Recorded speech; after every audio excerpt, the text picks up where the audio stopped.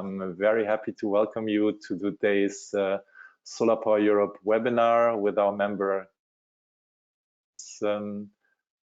For many years, module technology was somewhat boring. Not too much has changed, but that has changed quite a bit, in particular over the last 2 years, as much into play to as a means to increase power ratings to pretty high level. We haven't come to an end probably. So we are very happy to have today CEA present to us on high power modules, system cost, module price, and quality considerations. So basically all you need to know on this this last.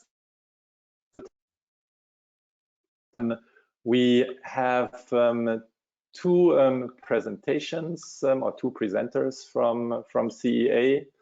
The first presenter will be George Tulapas, who is an old friend of mine and the Senior Director of Technology and Quality Solar and Storage at CEA. And we have with us also who is a Senior Technology and Quality Analyst at CEA. So we'll start first with George. George, the floor is yours. All right, thank you. Thanks to everyone for joining this webinar on some really hot topics. So without further ado, we have a lot of content to share with you, and very eager to also hear your questions. We're going into it. So talking about higher power modules and their applications on system cost and quality, and of course the module price. A very quick pitch on what CEA is and does, in case you don't already know. We're a technical advisory and a quality assurance company. We have a global footprint, client engagements in more than 6 countries. We have 13 countries with physical presence, a very long 13-year track record, close to 150 professionals, most of them are engineers, and a millennium plus of industry experience with lots of experts.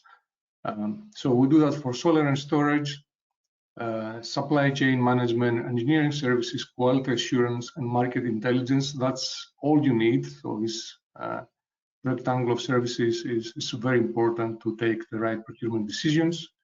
And we have a very strong track record to back this, more than 85 gigawatts of projects in total, and more than 4 gigawatt hours of battery storage engagements. And all this in hundreds of factories for batteries and PV inverters, modules, and mounting structures worldwide.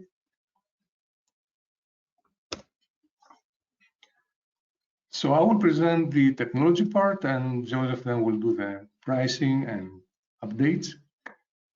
So let's start with a very brief overview of the changes that have been happening in the last couple of years, ramping up a lot in the last year. And after a very long sleepy period, like Michael said before, everything changed and is still changing very fast, at a very fast pace. So this is not happened before. So if you look on the right-hand side,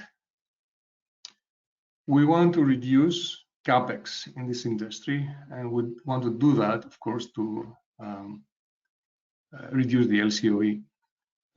CapEx is the module and the balance of system, roughly in this proportion, give and take.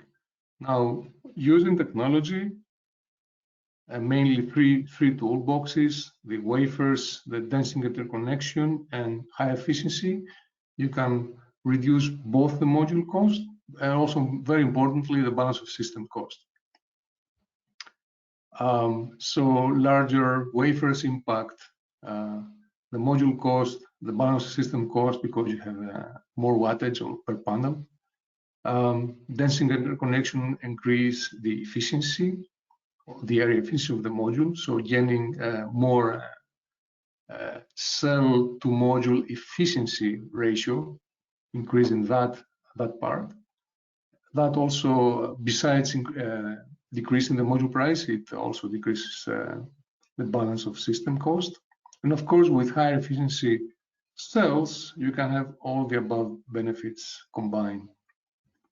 Yeah, all this is done, of course, to reduce the LCOE. Oops, that's a bit of delay, sorry about that. And this is the same information, but from a supply chain view perspective. So on the polysilicon side, there is nothing new really, except the very intense price hike, but it's not related to technology. But going on the ingot and downstream, a lot of change. So ingots are getting very big, really big. And the limit is 12-inch, which is what the semiconductor industry has been using for many years. So the PV sector decided to use the biggest available size. The other big change is that gallium doping is becoming the mainstream way of doping across the industry very, very fast. And of course, N-type ingots, as N-type cells will gain bigger share. The advantage is that the fixed cost per ingot decrease, there is LID reduction, higher efficiency, of course. And on the wafer side, bigger ingot means bigger wafer, okay? And fixed cost per wafer decrease. On the cell side, we have a lot of innovation, a lot of things happening, half cut, triple cut, 4-cut, which is a new variant we just saw at the SNEC show in Shanghai, where a big team went there. Unfortunately, I could not because of COVID restrictions. These all have great benefits, reducing the electrical, optical losses, and increasing the overall efficiency. And on the module, even more variation in innovation, huge range for the number of cells from 50 to 78. These are full cells, so if you cut them, you double. If you triple cut them, you triple them. And of course, paving, tiling, and shingling are very prominent. So densely packing the cells in a more dense fashion, increasing the module efficiency and decreasing the module cost. And there are two camps. They formed last year, around about a year ago, the M10, the G12 camp. And M10 is short for 182 millimeter, and G12 is short for 210 millimeter. Basically, the 10 and 12 are the diameter of the ingot in inches. And these were, the M10 182 was decided like a year ago. The G12 was decided several months before. So even the wafer sizes were not fixed a year and a half ago. And now they're talked about as a standard. That's why we have these camps, these alliances, because it's very important in this industry to standardize everything and streamline the supply chain. That's how you bring down the cost. So on the G12, we have Trina and Reason, the main proponents, and the M10 or 182, we have JA, Jinko, and Longi. Of course, there are others that are following and joining, sometimes both of the alliances, but I would say these are like the first comers, the biggest players, and their capacities are also significant. Okay, and the roadmap still points to 210 millimeter. We don't see a bigger wafer coming in soon. So what we will be getting is higher power from higher efficiency, and not from higher format, bigger format or bigger wafer size. That's what we expect to see. And M6, that was launched like a couple of years ago. It immediately became a transition wafer size. So we expect it to stick around for a couple of years. It's until everybody migrates to other M10 or G12. Now, we talked about the alliances before. we're going to give some more depth and insight here. The interesting fact is that the leader of the G12 alliance is Zhonghuan, who is a pure play mono wafer supplier, originally strictly in the semiconductor industry, and they entered the PV sector a few years ago through their partnership with Huang Zheng, who is Maxeon SunPower's JV in China.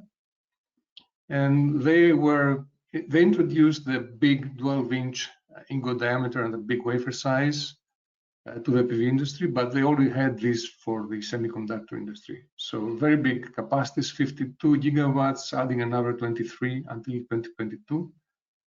But LONGi is definitely the leader with 89 gigawatt of capacity. So we can discern a trend here. The suppliers with the big ingot or upstream capacity, they are the ones that have opted for the M10 wafer, and the others, the proponents of the G12, they don't have upstream capacity, they don't have ingot capacity. So they are basically buying from Zhonghuan. Okay, so it's a very different, the two alliances, the two camps are very different with that respect.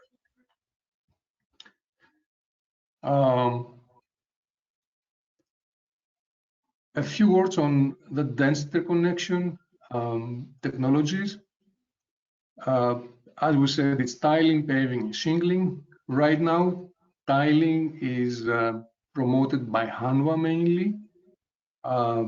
Jinko originally promoted it, but they have pulled out of tiling to a great extent, as they didn't see that as beneficiary compared to the production issues that it caused.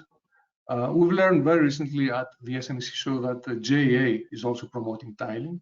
That's a recent event, it's not captured here, so I'm just telling you this. So with tiling, there is an overlap of the cells. In a sense, it's similar to shingling, only you use soldering instead of electrically conductive paste. So it's good old, well-known conventional soldering. So this way you can have very high area efficiency. Actually, it's the highest by using tiling or shingling. It's higher than paving, by the way, but by a tiny amount.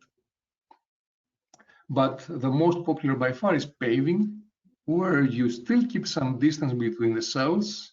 And just to remind everyone or let everyone know that the conventional, let's say, module has a 2mm distance between the cells. And there's a good reason for that, because when the ribbon flips from the front to the back, there could be some stress on the edge of the cell that can create cracks and other issues. We'll see that later. So if this is reduced to 0.5 millimeter, close to 0.5 millimeter, of course you can pack more cells on the same module area, increase the efficiency, and bring down the cost and all these benefits that we discussed before. For that, you probably need to do something in the area between the cells. So either use a segmented ribbon with different profiles, different sections, or form the ribbon during production and flatten it, like what Trina is doing, for example. Pinch it so it's much thinner and does not stretch the cell. And shingling is the other very well known, very mature interconnection technology. Its main proponent is SunPower that has the IP, of course. The Chinese module makers do have some shingling capacity, and they were presenting shingling modules for many years now, but they kind of pulled out from that and focused on the more conventional soldering method of putting the cells together, but with reducing the distance. So achieving more or less the same effect if we use half-cut and multi-busbar, same efficiency.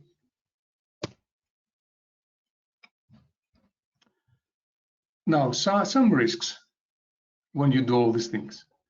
As we said before, with paving, the distance is reduced and you have to do something there. So kind of covered that before. So either use segmented ribbon or flattened ribbon to avoid stressing.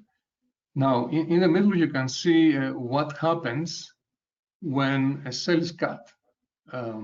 Cells have been cut for many years now in mass production, and right now there is practically no full cell at all. Everything is half cut. There were many problems as we were following this with manufacturers and the R&D product teams. Initially, a lot of manufacturers had big issues and they avoided cutting the cells.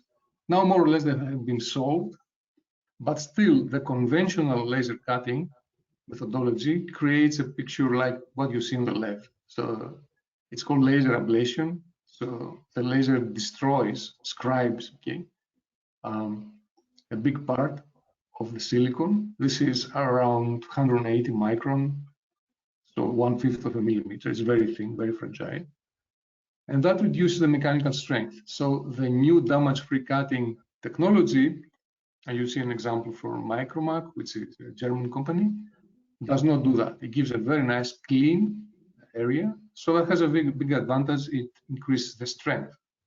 So we need to have strong wafers that are less susceptible to breakage, especially when there is a very small distance between the cells and there is a piece of metal there that stresses them, even if this is a little.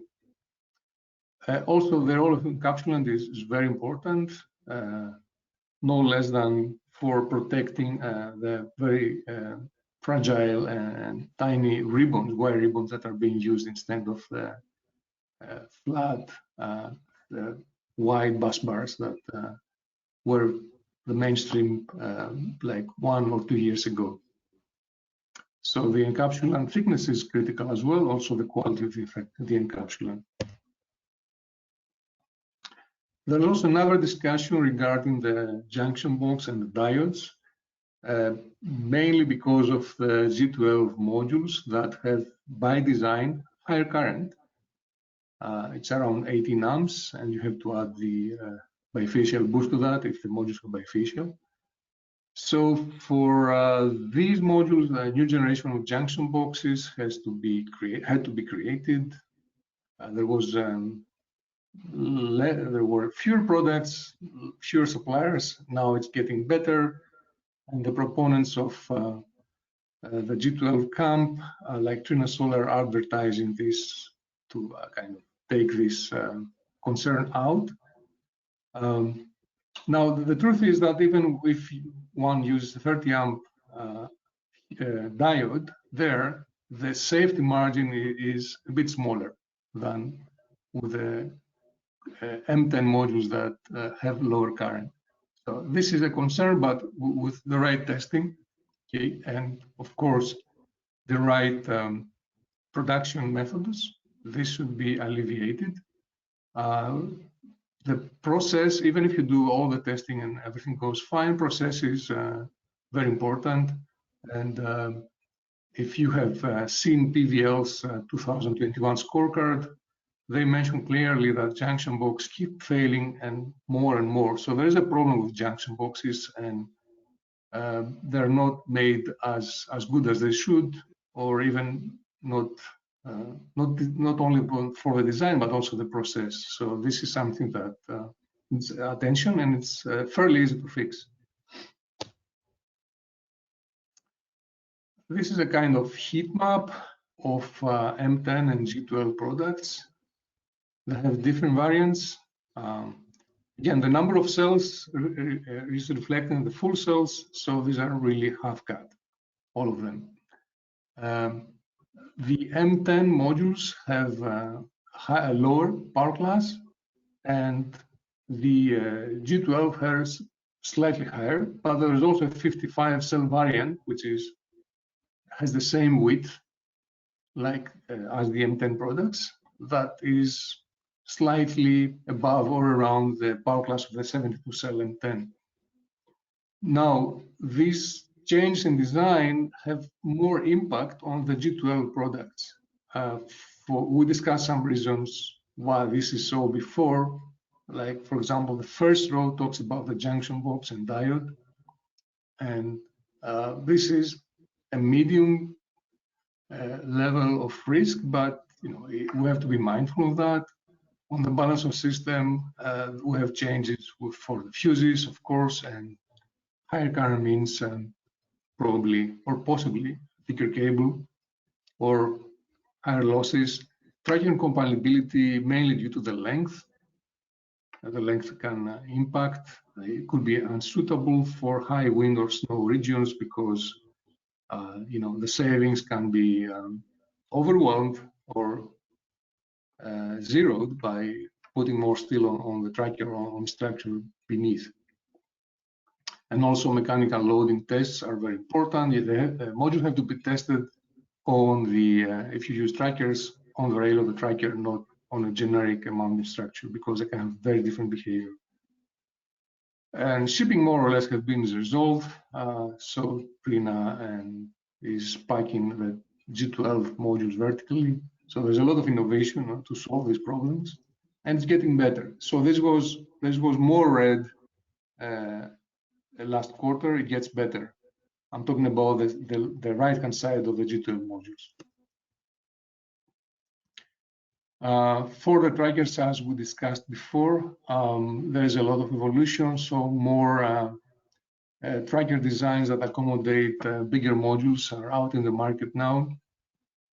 But there are several modifications that need to be done. So the rail length must be increased. The height of the piles must be increased. The gaskets must be reinforced. And as we said before, depending on the load of the that is defined really by the conditions of the project location, there might be a need to increase the amount of steel used, and that can have repercussions on the balance of system savings that were originally planned.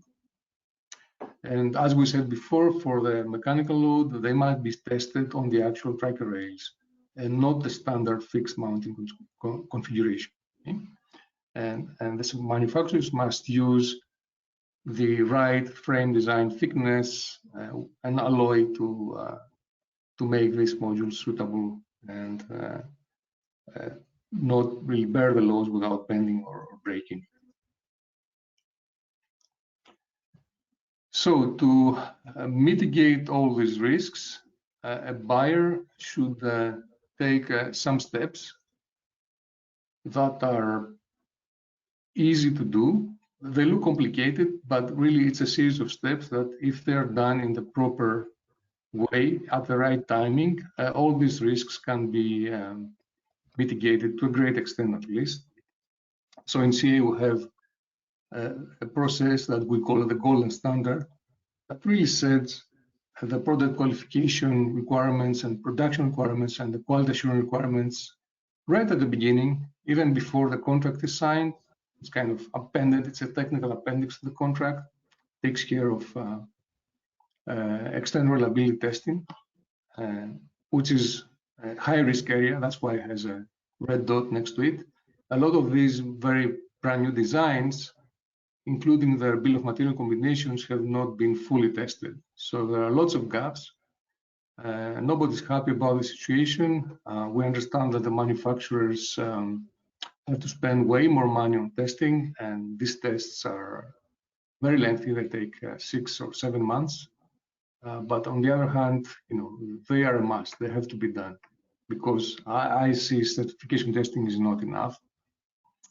And this has to be reviewed. So the bill of material review service is really looking at all the testing reports and making sure that the bill of material matches what has been ordered and the results are good. We don't see any failures there.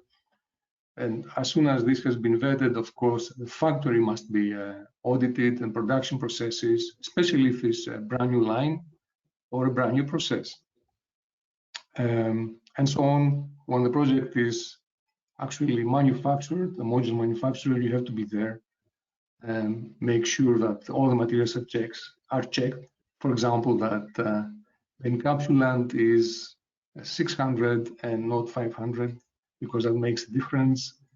And it's, of course, the right product type, down to pre-shipment inspection and batch testing, where you pick a couple of modules every 10, 20 megawatt and do LID, LETID, PID testing, or hail testing if it's in a severe hail area. So moving ahead, there are a few slides here looking at these claims of higher balance of savings and the fight between the Endtoend G12 alliances, because it's all done to reduce the balance of system cost. The baseline is the M6 wafer, and the comparison is done between M10 and G12 and M6. So this is a qualitative analysis. It doesn't have figures because this is very hard to do. It's not an LCL calculation. But I think still there are some useful conclusions. The model project is in Spain, is 110 megawatt DC. The temperature range is from 0 to 40 degrees. And there are 4 cases for one portrait tracker, short and long one, and a 2P tracker and a fixed tilt configuration. So let's see how they perform.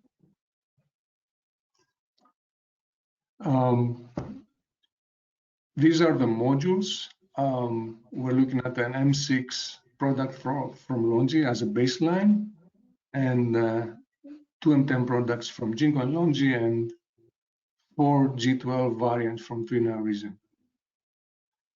Module efficiencies are more or less similar, except of course the M6. And now looking at the power classes, they're very different, of course.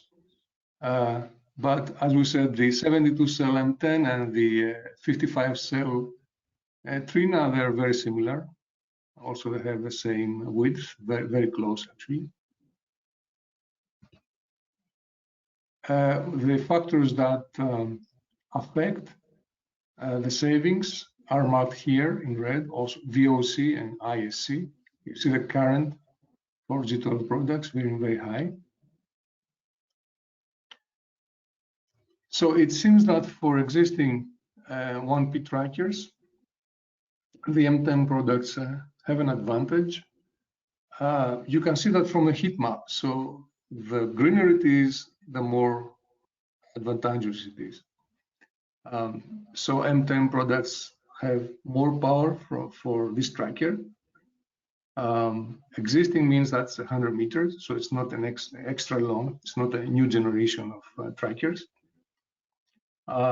Less tracker units, overall tracker length is less, savings on the piles, a slight penalty on the combiner boxes, and then for the foundation is still much more or less the same.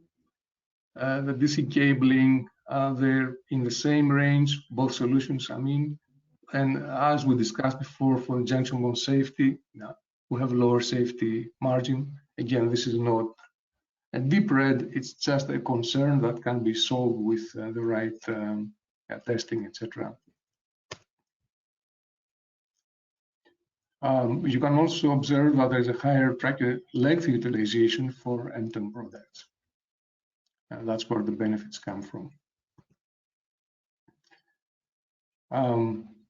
Now, the longer 1P tracker axis, one axis tracker, largely favors the 55 cell G12 product. We have 45% more power per tracker, which is a lot. But there is a big penalty on the combiner boxes. So really, this is not about numbers and cents per watt. It's more a qualitative statement.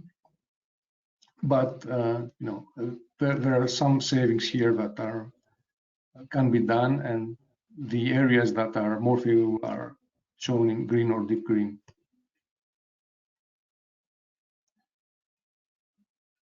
The string length has been reduced to accommodate 3 strings per tracker, so this has been tweaked to optimize the solution.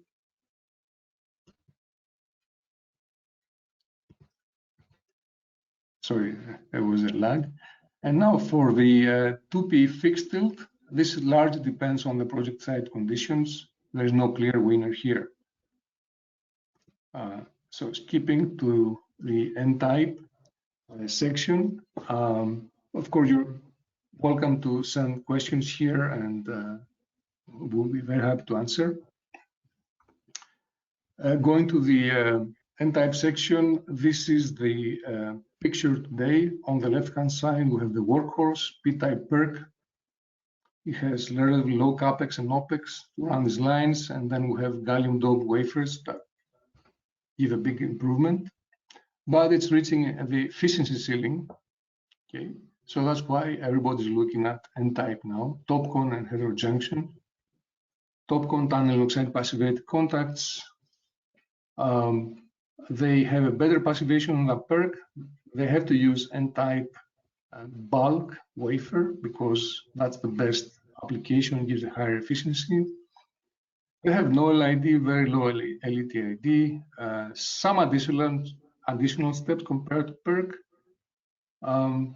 They use a lot of silver. The process steps are not mature enough. The bifaciality is not as high as desired for cost issues. And on the right-hand side is like the crown of silicon. It's the heterojunction, the highest efficiency cell. It's a back-contacted heterojunction from Kaneka at 26.7. That's champion, of course. But it has a lot of issues with high capex and opex, limited tool supply chain. All these lead to higher cost, but we expect these problems to be solved by pioneers like Meyer-Burger and others that are really focused on that. So the whole idea is to go above 24% because PERC cannot go above 24%. That's the theoretical limit. As you can see on the table on the right, yeah, it's 24.5 actually, but that's theoretical. That means when you do production, you're going to be a lot lower than that because it's not economical. As you go there, the difficulty towards the ceiling increases asymptotically. Topcon has surprisingly higher theoretical efficiency than heterojunction, but as we said before, that's theoretical. But that's good. That's actually surprising to see that it can go as high. But both these technologies can lead us to much higher efficiencies than the current ones. And then past that, we'll have perovskites and tandem. Really quick now, our conclusion is that it's a lot easier to upgrade a existing PERC line to Topcon.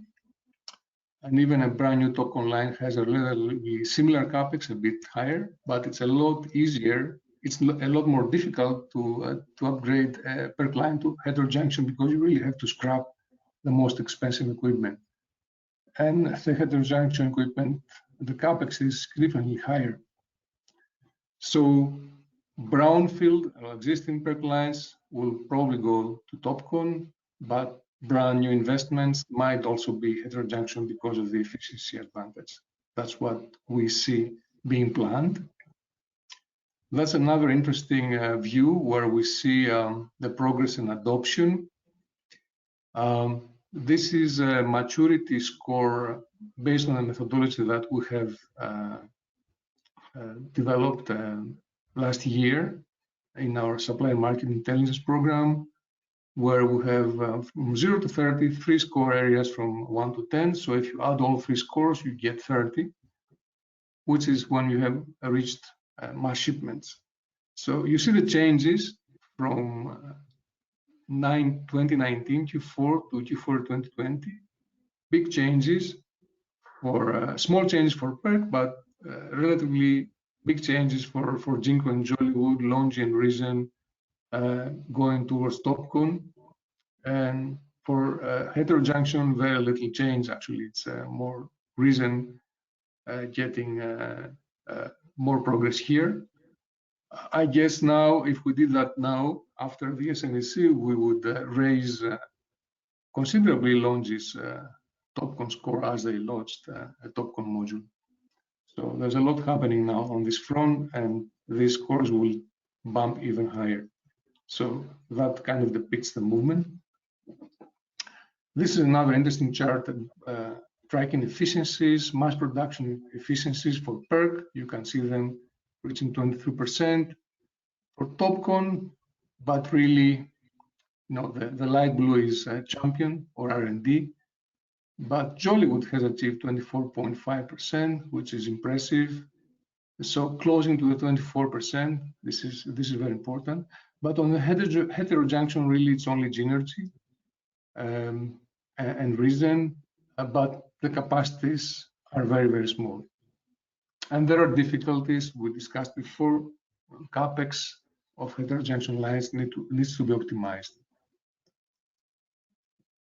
And these are some capacities and planned capacities. I will see Topcon is really Jollywood and LG, the most mature by far. There are some pretty sizable announcements by Huayang, for example, but we have to see whether this materialize. And heterojunction, REC has the biggest announced, and Meyer Burger, that's for 2022 actually, because Meyer Burger plans, I think, 7 gigawatt in a few years. So a lot of movement, but still this is far, far below what PERC is doing. But as expected, when something's successful, it gets rolled out very fast. Now, key takeaways: supply chain bottlenecks could impact higher power module production because these bigger sizes require wider backsheets, bigger glasses, wider glass, etc., or new type of junction boxes. These supply chain shortages and constraints are being eased out now, especially for the glass. And we also see that paving is a preferred option because it's easier to do and it gives a pretty good benefit. Now, looking back at this analysis we did, the choice of the format, Endtoend G12, really depends on the project specifics. It's not an easy decision. There's not a clear winner. Of course, they are both better than M6. This is clear. And the 55 cell G12 looks like it has an advantage over the 60 cell, which is wider, and it has some impact on some penalty on balance sheet savings. And regarding the N-type field, as we said, Topcon looks to be a winner because it's fairly easy, not so easy, but much easier than heterojunction going from PERC to Topcon. And the outlook is that for heterojunction is much lower key. Only Reason and Genergy have announced capacity development for 2021. And this is because of the CapEx. And PERC is alive and kicking, extended runway with gallium. Okay, 2-3 years, we don't really know. If Topcon is successful, everybody will transition there very fast, like they did from poly conventional cells to PERC in just 2-3 years. And with that, Joseph can take over and do give you some very interesting insights on pricing. Shall we, George, shall we maybe do 2-3 questions before we move on with Joseph, because that goes into pricing and yours was a little bit more technical. Sure. Yeah, cool. Okay, so I think there were a few questions. Let's because we have 20 minutes left, so let's do 3-4 questions. Short answers, short questions, short answers. One question was on gallium. Can you please explain why the replacement of boron through gallium doping is beneficial, and who is now doing that? Yes, it's very well known. It's been known for I think a couple of decades that if you substitute boron with gallium, you have no LID, light-induced degradation for P-type cells is really due to the combination of boron with oxygen.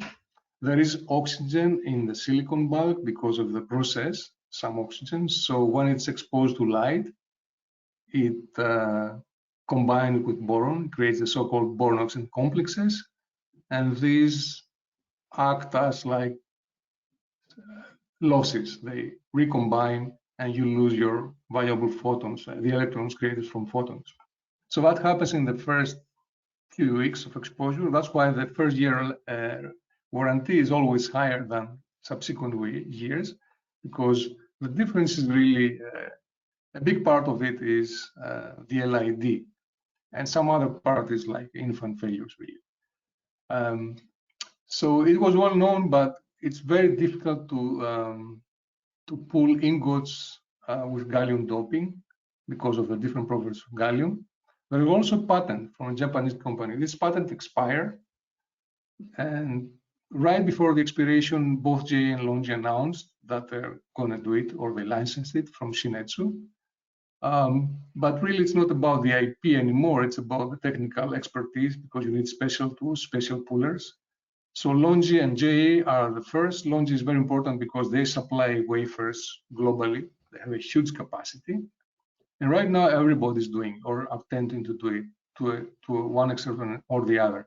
Because you take out boron, you put gallium, it does the same job as like a P material, right? But it doesn't combine with oxygen. It shouldn't have LID. Actually, it does have some LID, but it's less. We are not really sure why it still has some LID. We have some suspicions there might be some co-doping with boron or usage of tailings or from boron-doped material, but it's definitely better. It's a very good development. Okay, and that's cool. the same cost. Okay, so shorter answers, please. So how much higher failure rates do you see with the new modules actually that are being produced, the large modules actually, compared to the smaller formats? It's significantly higher. Talking about failure, let's talk about defect rates in the factories. That's where we see a lot, because these modules haven't lived in the field. So I don't think anybody has extensive data of field failures. But we see a lot of issues in the electroluminescence. So misalignment because of multi-bus bars, cracks, V-shaped cracks, yeah, because of the cutting of the cells or reducing the distance. So yeah, they're harder to make, to produce, but these are solvable problems. But definitely the focus on quality is more and more needed. It's very needed now. So you have to go in the factory and make sure you check the stringer every day and check the soldering strength and the alignment, check the images. Yeah. So okay. it's harder to when you begin. Okay, so quickly about the environment. So I think because you need you have higher currents, you need actually and also different BOS.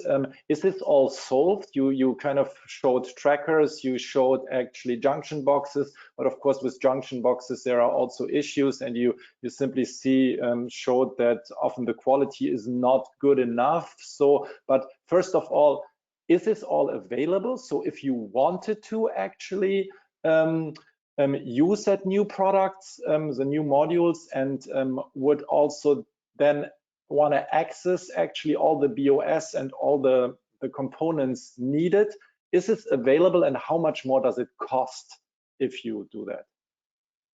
Well, it's more available than a couple of quarters ago. If you remember that heat map, I said it was more red. It's getting yellow and greener. So this is a good development, you know, so we expect this to be ironed out in the future.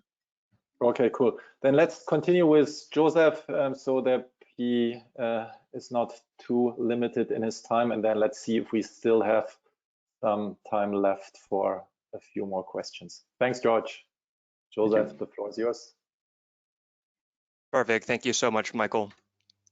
So the first thing we really want to highlight in the move to larger wafers is where the current bottlenecks in the industry are in place. It should really be no surprise for anyone following the news that polysilicon is continuing to be the hottest topic and the most limiting factor in the industry, whereas much of the downstream sector would love to push out a large amount of large format products. There's just a limited amount of the raw material input that can really go into producing a large amount of modules for at least this year. So what we have here on the chart is the expected production capacity, which is available at each stage of the manufacturing segment. This is ignoring any sort of material constraints. So obviously polysilicon there with the lowest amount of product output at around 184 gigawatts of solar conversion is a limiting factor for the rest of the industry. What we're actually seeing as well is that polysilicon expansions, while underway, are really not expected to come to fruition and reach full manufacturing capacity until about 2023. While the rest of the industry is really looking to continue expanding this year, next year, and even into 2023 and beyond in order to have a very large amount of production available for the solar industry. And switching to looking at just the top players, which are really pushing the change to the large format size conventions, we see that a lot of the change is actually pushed by the wafer producers. So here at each stage of production, going from wafer, cell, and module, we have just the expected production capacities or expected nameplate capacities of the top 5 producers in the solar ecosystem.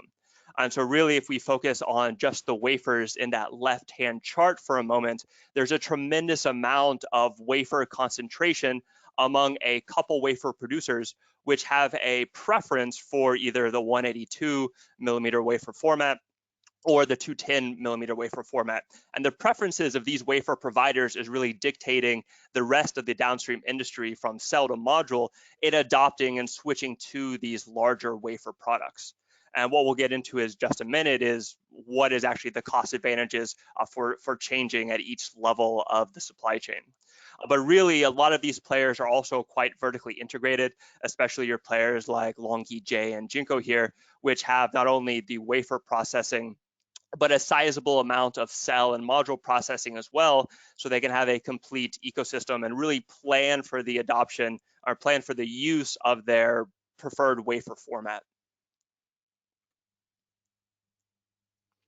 And so jumping to a cost to price buildup of the different wafer formats, at least at the polysilicon level, there's almost an equivalent amount of savings gained from switching from a smaller format ingot to a larger format ingot. So your smaller format ingots are slightly more efficient. There's lower kerf loss when you're forming the ingot for your 166 and 182 product. An ingot and the 182 product actually has the lowest kerf loss because these different ingots and wafers will have a rounded corner. So when you're slicing the different blocks, you'll actually have less product wasted. While the 210 is a square ingot, square format product, you might have some additional cutting loss because when you're cutting these ingots, you won't have that nice round shape when you're trying to get the square ingot block. But the larger cut pieces will allow for greater recycling rates for anything that is shaved off of the ingot block. So you're really going to get about an equivalent cost per watt going from either a 166 millimeter ingot and wafer all the way up to a 210 millimeter ingot or wafer. Where the real differences start to emerge is in moving up to the wafer processing component. And this is why we've really seen the switch to your large format product being dictated and pushed by those big, very concentrated wafer producers. And so while going to a larger wafer does require more energy and has a slightly higher cost during processing, you're getting a higher power product with the same throughput and basically the same efficiency in your manufacturing process. And so the additional input or the additional output with a relatively low cost base will give a lot of room for additional cost savings, which these wafer producers almost immediately eat up and some very high profit taking. This is, of course, a little bit tempered by the current state of the polysilicon price ecosystem. But in the long term, this will allow a lot of wafer producers a much better profit ecosystem and a much better long-term profit outlook when they push either a 182 or a 210 millimeter wafer format. And when you go up to the cell level, you're also going to get some additional cost, as your larger cells will require some additional materials. But just like you have with the wafers, there's a little bit less profit taking going on, and the higher throughput efficiency you get by having the same amount of cells produced, but now you have a higher power cell product, will allow you some additional cost savings, so that actually the cost per watt goes down when you are using a 210 or 182 millimeter cell in relation to a 166 or an even lower format cell.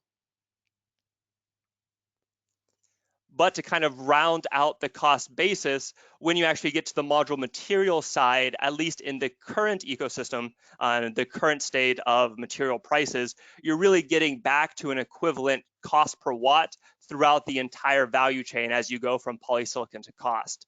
Your larger format modules will likely need some additional higher quality equipment, higher quality inputs to deal with the additional formats, format difficulties, such as some higher currents or some other parameters that need to be adjusted as you go to a larger format. But there are also your area related savings in going to a larger format product. And at least from the module perspective, some of the balance of system savings that are expected with a larger format product aren't necessarily revealed through the module manufacturing process. So many of the additional benefits of switching to a large format product that George highlighted earlier in this presentation are captured kind of outside the module manufacturing state. What this might mean then for the consumer is that over the long term, it's expected that whether you have a 182 millimeter product or a 210 millimeter product, you're going to get about the same price per watt in the marketplace. This has been exacerbated by the current state of having a ton of additional wafer cell and module production and a very price sensitive demand base, which is looking at pushing out some products or pushing out some projects due to the rising cost of modules and forcing a lot of your producers to really compete on price in order to either promote their own format factor in the marketplace or continue to sustain sales. So we're seeing any sort of price delta between your 182 and 210 product really start to evaporate, especially as we move into the end of this year, when we're likely to get a tremendous amount of new manufacturing capacity on the market, but not necessarily the amount of demand to support that additional manufacturing capacity. And I think we have just a couple minutes left, Michael, if you have any other questions or prepared closing statements. Yeah, let's take the time for questions. So what do you see actually now, how that turns out in the market, the further development? So if we look at, for example, ITR PV, there are the international technology roadmap for PV. They lean more towards 182 for the next 2 years. While if you look at the roadmap, Photovoltaic Industry Association, actually they lean more towards 210, where they think even capacities this year, next year are mostly 210, have already the majority. So with you being in the market, seeing all these factories, checking actually what's coming out there, what are you seeing actually in terms of development? From a manufacturing capacity perspective, at least, you're going to have about an equivalent amount of your 210 wafer cells and module products and the same as your 182 millimeter wafer cell and module products. So you really have Zhonghuan promoting the 210 and a lot of emerging players. So you have Shuangliang with a sizable amount of 210 capacity, wafer capacity coming online, Gaojing Solar, another new player in the wafer production space. And these new players all tend to prefer the 210 millimeter format, but they do have some ramp up that needs to go on. So these additional 210 wafer capacities aren't likely to materialize until 2022, whereas Jinko and Longi, the main proponents of the 182 format, have a lot more wafer production online now. So we're likely to see maybe a boost in 182 millimeter product available immediately this year, but into 2022, the balance between those two different formats and those camps from a capacity perspective should be about equivalent. Okay, and if we look at the demand side, actually, what do clients want? Because of course, if you look at rooftop, who wants all these big modules actually? And if you even look at big power plants, so depending on how automated your installation teams are, it's also somewhat of an effort to have these big modules. So what are you seeing there? Because you work usually for developers, EPCs, help them sourcing their products. So what's their preferences? I mean, right now, oh, George, if you. I'll take this one, sorry, because it depends on the project. So in some projects, one format might work better than the other one. So there's no straight answer, there's no clear winner. And also it's availability, right? So there's no clear straight answer. And by the way, there are residential products using G12 wafers. You just have to make them to the right size. So the wafer size can also make, big wafers can also make small products. Okay, maybe a final question, I think so, market-based. So at SNEC, we heard, for example, on the one hand, we see increasing inventory in warehouses in China. On the other hand, it's hard for companies to get modules, or they are pretty much high priced. So can you maybe shine a little bit light on that from your experience? So Joseph has also shown actually that the silicon shortage will prevail for quite some time actually, but can you we have of course now also this Xinjiang issue and the new ban in the US. So if we look at all these boundary conditions, so what can we expect in terms of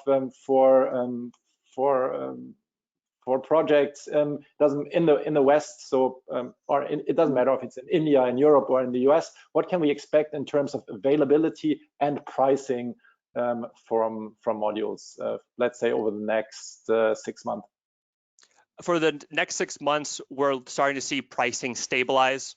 So at least for the last 2 weeks, polysilicon prices haven't increased, and we've seen a small decrease for the first time in months. So it looks like for the rest of the year, barring some additional incident in your polysilicon production base, prices should be stable. So at least suppliers will have clarity to pass along to buyers about what the price will be. That doesn't mean prices will decline. As you mentioned, there's a significant amount of product in inventory, and that is true. And a lot of this product has been produced during the ecosystem, or during the fear period where wafers and polysilicon were continuing to appreciate in price week on week. And many producers went ahead and bought your cells, bought your modules, or produced cells, produced modules with the fear that the input cost would continue rising. So there's a lot of this very high priced, high cost inventory that is produced and sitting there waiting for a buyer.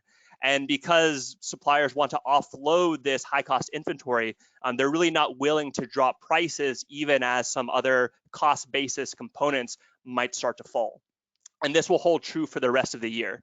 And then in addition, there's always the Q4 demand rush that we saw in 2020. And the domestic market is really counting on again in 2021 to offload a lot of that inventory too.